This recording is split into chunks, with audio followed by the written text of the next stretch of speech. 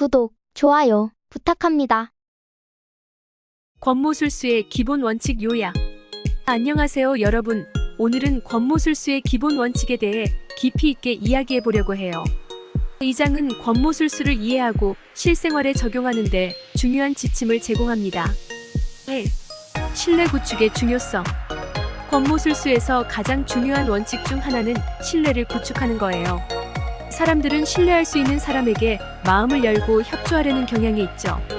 신뢰를 얻기 위해서는 정직하고 성실한 모습을 보여야 해요. 처음부터 상대방을 속이려 하면 신뢰를 얻기 어렵습니다. 예를 들어 회사에서 중요한 프로젝트를 맡았을 때 팀원들의 신뢰를 얻기 위해 노력해야 합니다. 팀원들의 의견을 경청하고 그들의 능력을 인정하며 투명하게 소통하는 것이 중요합니다. 이렇게 신뢰를 쌓아두면 필요할 때 그 신뢰를 기반으로 팀을 이끌어갈 수 있죠. 2. 이간질의 기술. 이간질은 상대방의 관계를 분열시켜 자신의 이익을 도모하는 기술이에요. 두 사람이나 그룹 사이의 갈등을 유발하여 그들이 서로 싸우게 만들고 그 틈을 이용해 자신의 목적을 달성하는 거죠. 이 기술은 매우 위험하고 신중하게 사용해야 해요. 역사적으로 보면 고대 중국의 삼국지에서 제갈량이 이간질을 사용해 적국의 장수들을 서로 불신하게 만든 사례가 있어요. 그는 적국의 장수들에게 가짜 편지를 보내어 서로를 의심하게 했고 결국 그들의 결속을 약화시켜 승리를 거두었죠. 3. 정보 조작과 관리.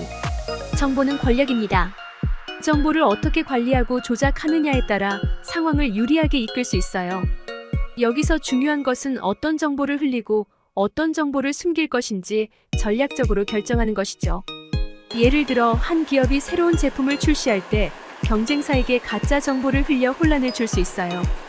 경쟁사가 잘못된 정보를 바탕으로 전략을 세우면 우리 회사는 그 틈을 이용해 시장을 선점할 수 있죠.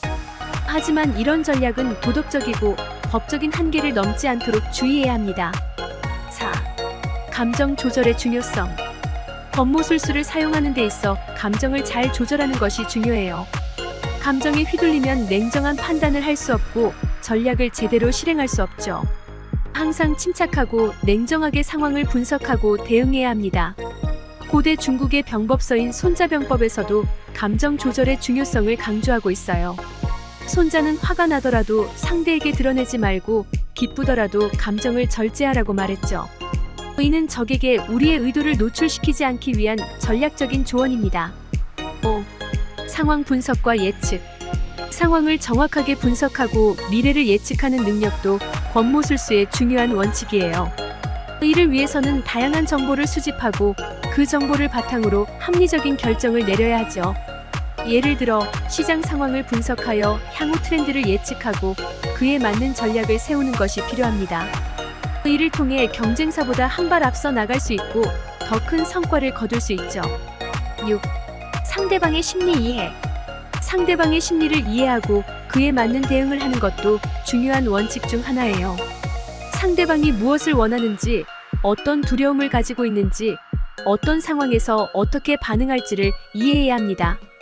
심리학에서는 이를 공감 능력이라고 하는데 공감 능력이 뛰어난 사람은 상대방의 마음을 잘 읽고 그에 맞는 대응을 할 수 있어요. 예를 들어 협상에서 상대방의 요구사항을 잘 파악하고 그들의 입장에서 생각해보면 더 유리한 협상 결과를 이끌어낼 수 있죠. 7. 유연한 사고와 대응. 권모술수를 사용하는 데 있어 유연한 사고와 대응도 중요해요. 상황은 항상 변하기 마련이고 그에 따라 우리의 전략도 유연하게 변화해야 합니다. 한 가지 방법만 고집하다 보면 오히려 역효과가 날 수 있어요. 유연한 사고를 위해서는 다양한 시나리오를 미리 생각해보고 그에 맞는 대응책을 준비하는 것이 필요해요. 예를 들어 사업을 할 때 예상치 못한 문제가 발생하면 그에 대한 대응책을 미리 마련해두는 것이 중요합니다. 이렇게 준비된 대응책을 통해 위기 상황에서도 침착하게 대처할 수 있죠. 8. 비밀 유지의 중요성. 비밀을 지키는 것은 권모술수의 기본 중 기본이에요. 아무리 좋은 전략이라도 누설되면 효과가 없어지죠. 따라서 중요한 정보는 철저히 비밀로 유지해야 합니다. 예를 들어 기업 간의 비밀 계약이나 전략적 제휴 등의 정보는 외부에 누설되지 않도록 철저히 관리해야 합니다. 이를 위해서는 신뢰할 수 있는 사람만 정보를 공유하고 정보 유출을 방지하기 위한 다양한 보안 조치를 취해야 합니다. 9. 자기관리와 자기개발. 권모술수를 제대로 사용하기 위해서는 자기관리와 자기개발이 필수적이에요. 이는 단순히 기술을 익히는 것뿐만 아니라 자신의 인격과 능력을 지속적으로 발전시키는 것을 의미합니다. 자기관리를 위해서는 항상 건강을 유지하고 스트레스를 잘 관리하며 긍정적인 마인드를 유지하는 것이 중요해요. 자기개발을 위해서는 끊임없이 배우고 새로운 지식을 습득하며 다양한 경험을 쌓는 것이 필요합니다. 10. 타이밍의 중요성. 마지막으로 타이밍의 중요성을 강조하고 싶어요. 아무리 좋은 전략이라도 적절한 타이밍에 실행하지 않으면 효과가 반감될 수 있죠.